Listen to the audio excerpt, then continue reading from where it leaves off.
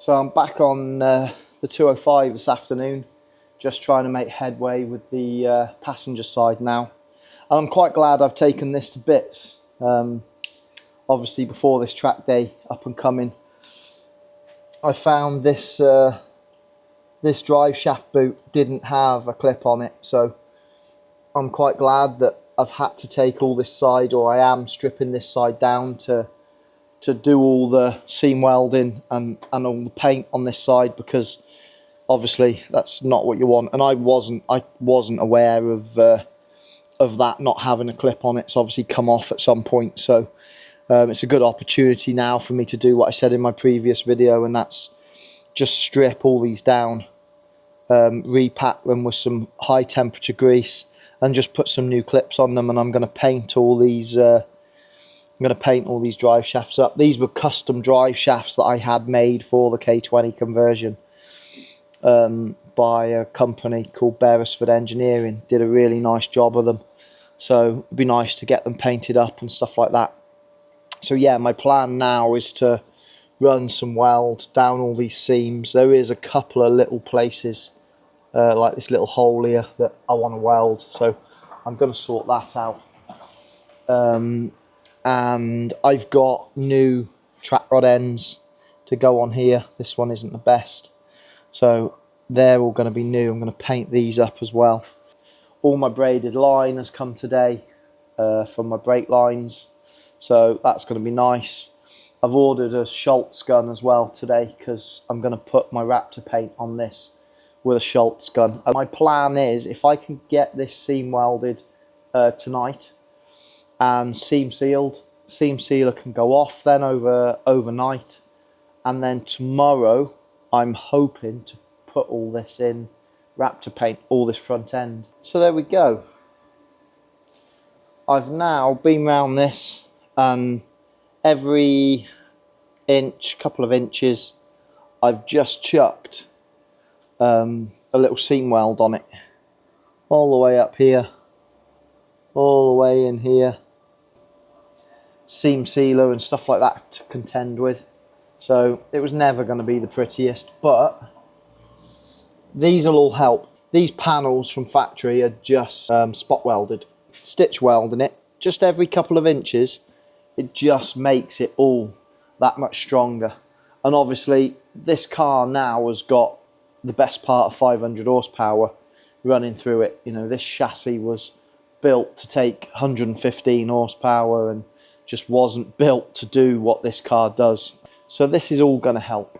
What I've also got as well, which some people might be wondering, is when I did the subframe on this car, I don't know if you can see, but down there I made an extra couple of subframe mounts. So from factory, the subframe bolts on here and it bolts on down under here, which I'm sure is fine, but for me, I wanted to just put an extra mount input to the chassis. This car is all trial and error.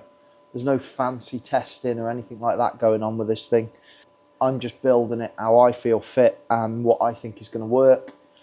And if I think that doing stuff like that is going to be an improvement, it's just added strength, everything like that, then I'll do it. You know, what you've got to bear in mind is this car was built in the 1980s, and like I say, it's a cabriolet. So as much as it was fine then, by today's standards, this thing would, if it wasn't caged and if I hadn't done all these strengthening bits, it'd fold up like a tin can. So there we go. That's the seam sealer done. It'll keep it all watertight, stop any water getting down in between the panels. I've still got the bar to add in here. I have just seam sealed this front panel as well. So if I show you, this is all I made, all this front panel, because these rust quite badly on 205s. I've also put this bracket in here, which holds my charge cooler, and then these posts, which obviously hold my bonnet down. So that all looks, I personally think, nice and neat and tidy now. Didn't see my last video. That's the bar that I'm on about, which I welded in from the side of the strut to the A-pillar. I personally think that's going to add a good little bit of strength, and if it doesn't, well, then so be it. But yeah, I think that looks pretty good. So I reckon that's it for me tonight. I'm going to go home. It's getting on now time-wise, so I'm going to go home, chill out, let this dry, and then tomorrow I can think about putting some paint on it. While I've got all the coilovers off, I'm just going to tidy up these hubs and paint them. Don't know if I'll do them black, or maybe I'll add a little bit of colour to them.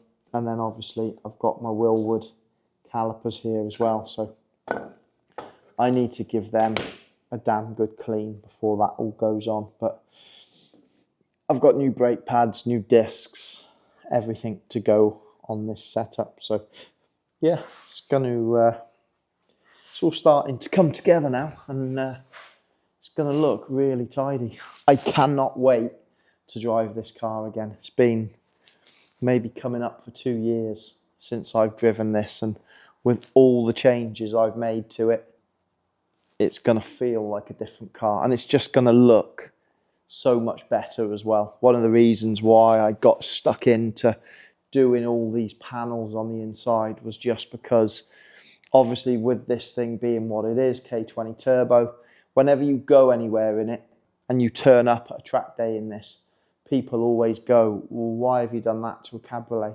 Before they've seen what's under the bonnet.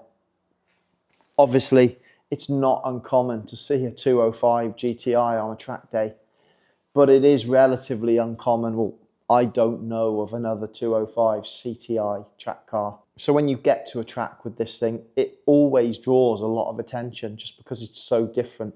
I did once upon a time think about putting a roof on this thing so that I could put a big wing on the back and go a little bit mental with some aero, but like I said, this isn't a race car. It's just a track car. I don't want to put a roof on it. It would take away the novelty factor. Anybody that's seen this car, whenever I go down to Alton Park in this car, which is my local circuit, there's a couple of guys down there. They're older guys who, they just love racing, and they're down at Alton Park quite a lot. And whenever they see this car turn up, they always come over and have a look and have a chat, and really nice old boys. And one of the things that they love about this car is just that it's so unsuspecting, if you like. People see it turn up at the track and they're like, what is this? And then as soon as they see it out and see how quick it is, you always get a flock of people coming over to see what engine it's running, and people just love it. That's one of the reasons why I've never put a roof on it, just because I love it like this. And on a hot day, which, you know, throughout the summer, I obviously do track days in this thing, you kill 2 birds with 1 stone. You know, you've got people in tin tops with perspex windows and full race suits and helmets on that are absolutely roasting. And then there's me in this with the roof down. It's great, it's brilliant. So yeah, for that reason, I would never put a roof on it. So my job at some point today is going to be to just clean these hubs up a little bit. Probably not critical, but since everything else going on it is going to be new, and the coilovers are so nice, a little bit grubby now, but the coilovers are nice and new, these just look a little bit grubby. Put new wheel bearings in these not long ago, so I know the wheel bearings are good, but I'd just like to tidy all this up a little bit and yeah, just make them look a little bit nicer. I'm going to use this die grinder just to get in all the little areas, just knock some rust off, and yeah, I think I'm going to do these silver just because they'll just look nice and clean and fresh. If I do them black, be easy, keep them a little bit cleaner, I guess, but they'll just get lost, and I want them to stand out a little bit. I've got a new bottom arm there ready to go on. I have ordered a second bottom arm this morning for the near side, just so that I'm putting an actual pair of bottom arms on rather than just the one. I did fit, so in these, this has actually got a Peugeot 405 D turbo wheel bearing in, just because before I upgraded to these hubs, I just had 205 1.6 GTI hubs on it, and they were getting hot on track days. They were getting really hot, too hot. I went through a couple of wheel bearings in probably 3 track days, and when I started to look around online, people were saying use the Peugeot 405 wheel bearings because they're much bigger, and they are. So since I've fitted those, fingers crossed, I've not had an issue. These pads that are in these Willwoods, to be fair, I got a lot of track days out of these. I mean, so much so that they're now absolutely knackered, but not because they've worn down. They're knackered just because they've had that much heat put through. So this is, let's just get that down there. There we go. That is what they are. They are specifically for smaller brakes, if you like. They're like an endurance pad. And they've, like I say, they've worked quite well for me. I was recommended to try these. One tidied up hub. I've just masked those little bits off, just because it's places I don't really want to get paint. And yeah, this should now prime up and paint quite tidy.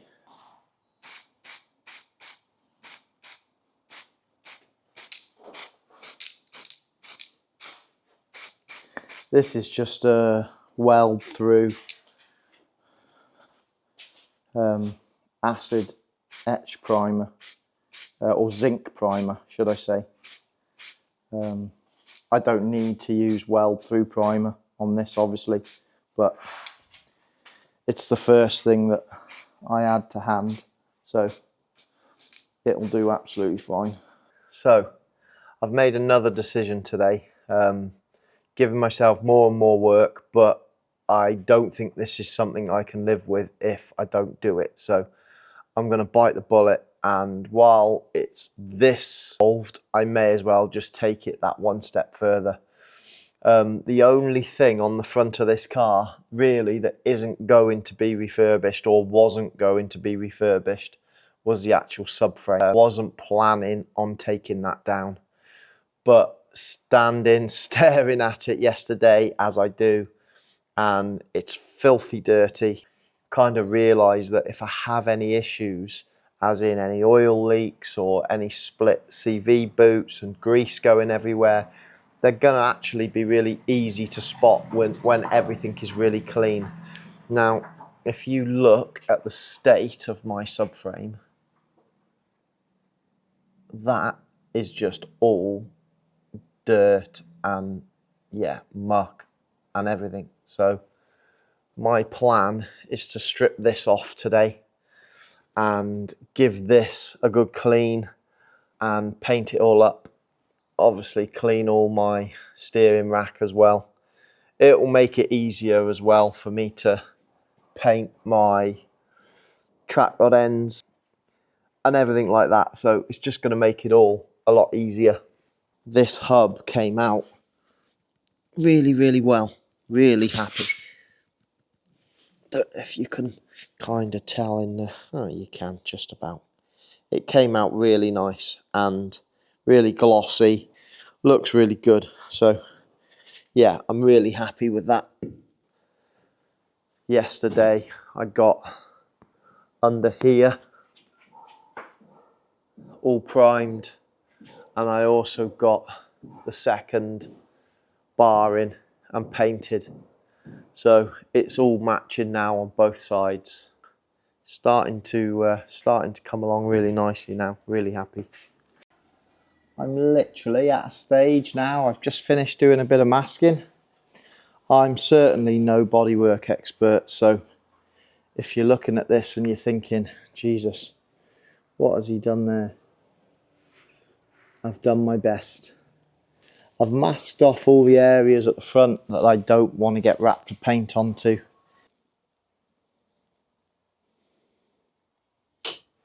So you literally pour that. That's now up to the fill line. You literally pour that in there. And you put your lid back on. Make sure it's on tight. You're all dying to see this go all over me, aren't you? It's not going to happen.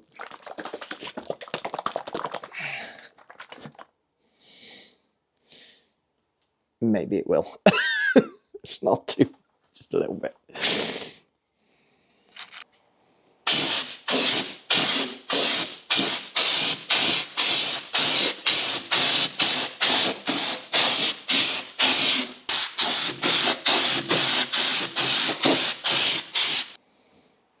It's looking pretty good.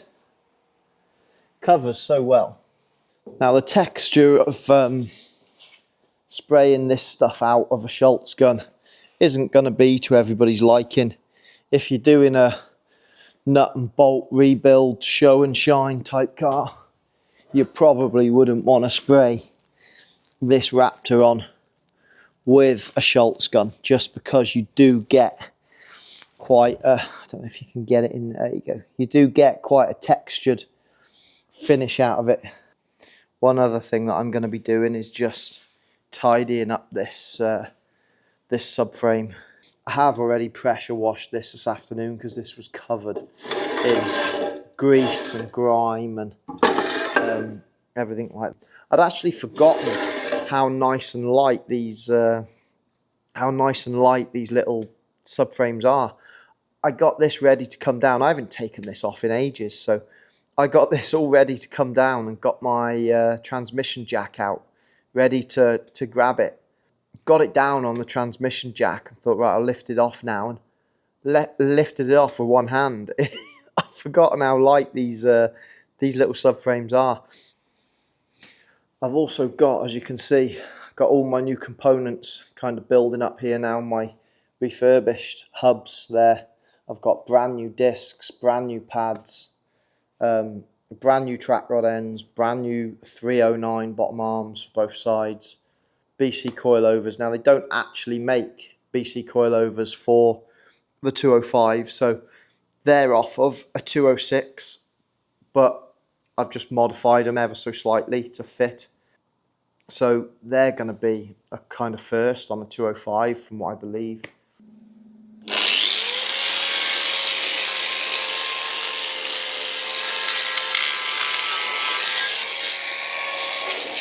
That's the subframe all